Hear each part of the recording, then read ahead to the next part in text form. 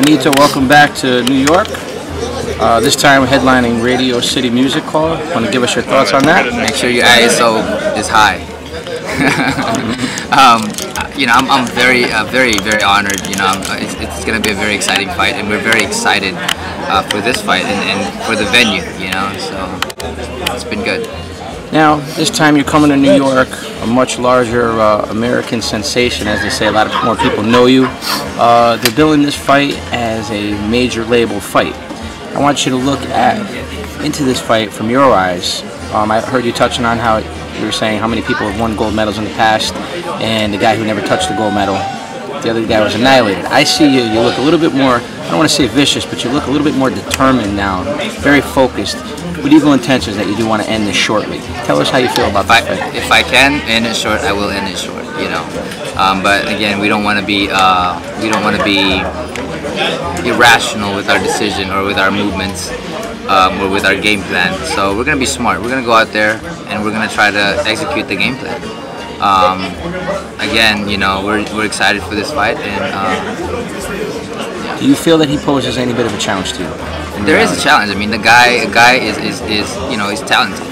You know, he has good speed, he has good power, and good counter puncher. So, you know, and he's very intelligent too. So, you know, you're always gonna have a guy. You're always gonna have a challenge with the guy who has two arms.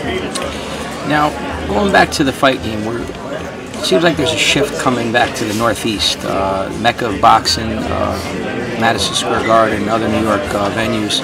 You're going to be part of a fight at Radio City Music Hall. This is definitely a moment in history. Does the venue taking place in such an event like this, how do you feel about that? You know, I'm very honored. You know, it's very exciting, you know, to be part of a historical venue.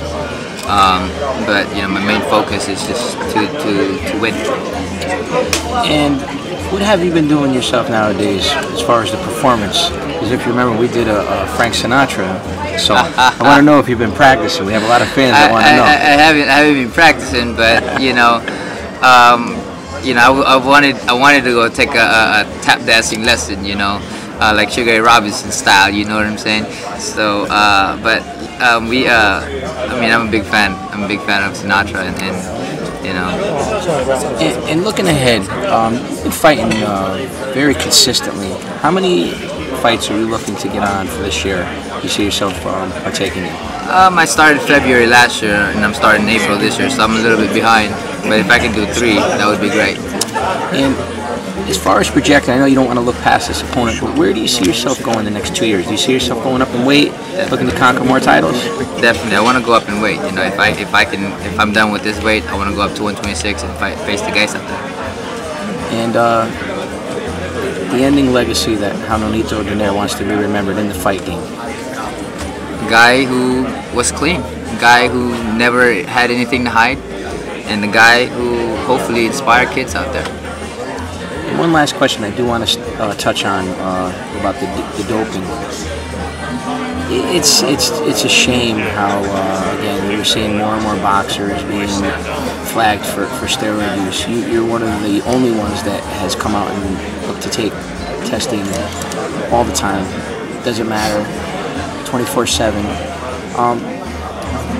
Going in the ring with these guys doesn't have any concerns. Like does it bother you that these guys are able to get away with this, and this is not an extreme issue, that the commissions aren't making this happen like even off training? That's the unfortunate part of it. You know, that's the unfortunate part is, you know, it's not a serious thing yet. You know, back then when baseball was, or with other sports, you know.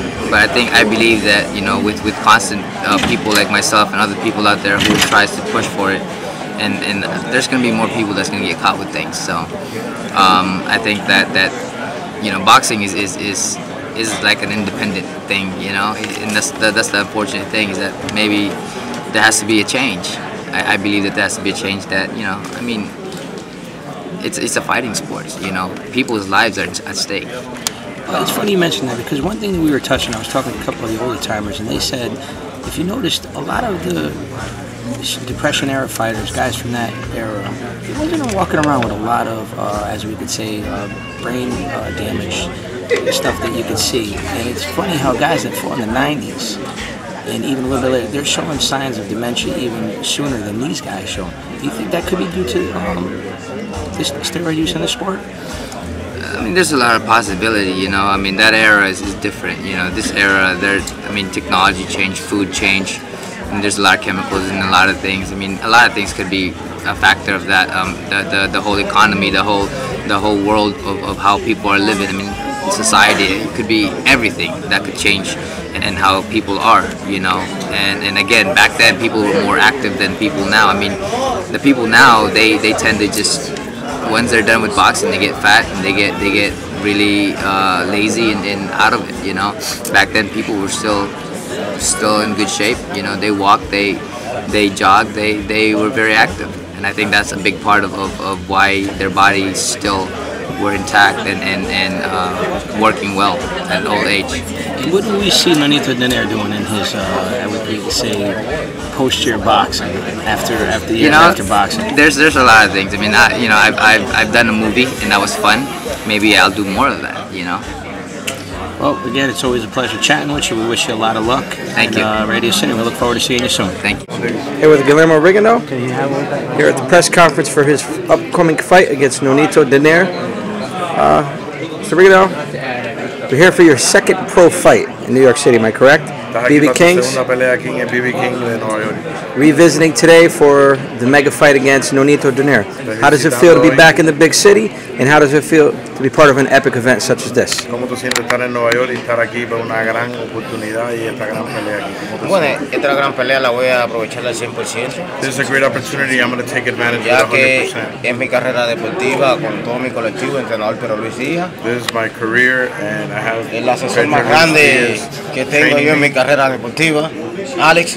And I have my great advisor, Alex. Y bueno, a tratar de hacer trabajo de nosotros a lo que vinimos, a la victoria, y eso es lo que va a pasar el 13 de abril. And we're coming to do what we need to do, which is win, and that's my job to win. Mr. Rigondeaux, I'm going to cut right to the chase. Again, critics out here are saying that this is too early in your career, even though you've seen much amateur success, that they don't believe that this is enough experience for you to be fighting at this level. How do you feel, and do you feel that you will silence those critics in your April 13th fight? ¿Qué tú crees de la gente que hablan, que dicen que tú tienes muy poca experiencia, que eres un gran amateur, pero que tienes poca experiencia profesional para pelear con Nonito? Para que yo quiera experiencia, yo soy el campeón en la 122. What does he want experience for if he's the champ at 122? Y aparte, él no ha peleado más que yo. He hasn't fought more than I have. Do you feel that you have the experience edge, being that you've had all these amateur fights? ¿Tú crees que tú tienes una ventaja por la gran la cantidad de peleas que tienes amateur? Yo he peleado más que él 2 veces. Yeah, I've fought more than him twice. Now, in reality, both fighters expressed they had mutual respect and both say that it will be a great fight. Do you feel that Nonito poses a threat to you? Ustedes dos dicen que va a ser una gran pelea, que si tú crees que Nonito pueda ganarte. Bueno, él a mí no me va a ganar. Pueda no, él a mí no me va a ganar. I don't know if he can beat me, but he's not going to beat me. Now, one thing I do want to touch upon, you've had a long, tough road to the top, coming to America to fight. What do you want to be remembered as? Obviously, you've seen a lot of success already. You've done things that no other fighter has done this early on in their career. How do you want your legacy to be remembered when you walk away from the fight game? Ha sido una carrera larga y que tú has pasado mucho venir a este país para pelear. ¿Cómo es que tú quieres que la gente te recuerde a ti después de esta pelea? Bueno, como lo que soy. Primeramente, como la gran persona que soy. Like what I am, a good human being. El corazón que tengo. A good heart. Y bueno, y demostrar que soy un excelente boxeador. And to prove that I am an excellent boxer. And who inspired you to embark on a career in the toughest profession known to man? ¿Quién te inspiró para ir a la profesión más difícil que conoce un hombre que es el boxeo? Bueno, eso es una larga historia, pero story. Rápidamente te voy a comentar algunas cositas. Make a couple comments. Bueno, es una transacción que uno va haciendo prácticamente. It's a transition that one goes doing. Porque tú sabes que a la madre de uno no le gusta que uno coja golpes. His mother didn't like for him to take punches or to box. Pero bueno, ya me inspiré por el boxeo y ya mira dónde estoy. Gracias a ella estoy aquí. In boxing, and look how far it's taken him. Well, it's been a pleasure watching you fight. We're looking forward to seeing you, and we wish you a lot of luck on April 13th. Ha sido un placer y mucha suerte abril 13. Muchas gracias. its reports to the fight camps, to the promoter in confidence, and to the New York State Athletic Commission, who will be the only entity that has jurisdiction of what action, if any, to take based on those reports. And we feel confident in that system, putting it on an orderly basis, because we have confidence in Malvina Latham, we have confidence in the medical staff of the New York State Athletic Commission, maybe not so much the eye doctors, but all the rest of the guys. And the eye doctors are very good, although we had a little disagreement a while ago. So we really believe this is the way to go for the sport.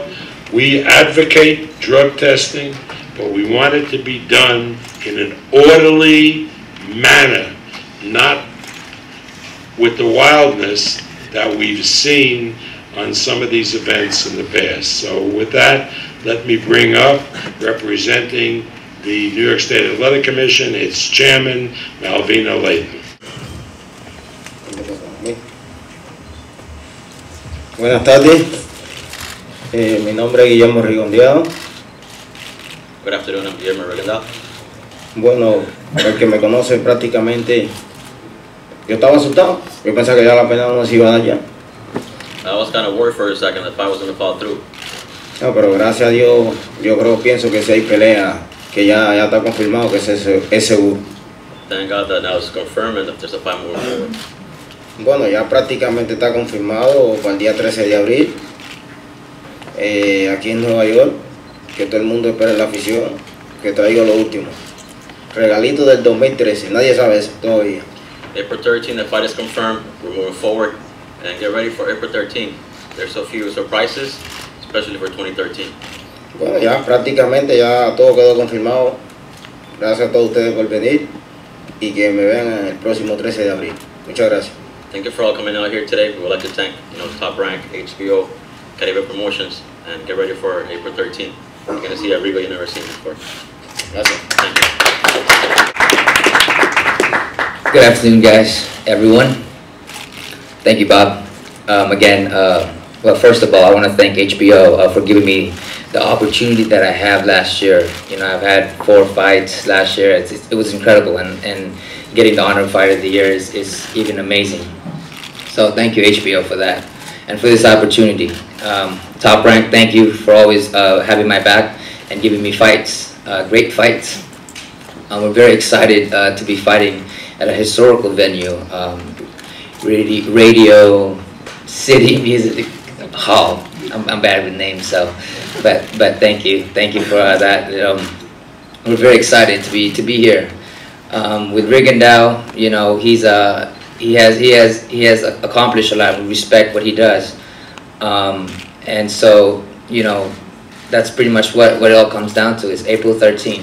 They didn't say much. They're gonna train hard. We're gonna train hard. I'm gonna train hard. April 13 is the day where people will know who's the best 122 pounder. So again, maybe Mr. Hyde over here saying that I didn't have anything, in his radar, and I still will say that Rigondeaux is a great fighter, but I believe that he still needs experience. But again, he will prove that in April 13th, and they believe in their fighter, but I believe in myself, and it will be an exciting fight. So, that's something to look forward to. Thank you.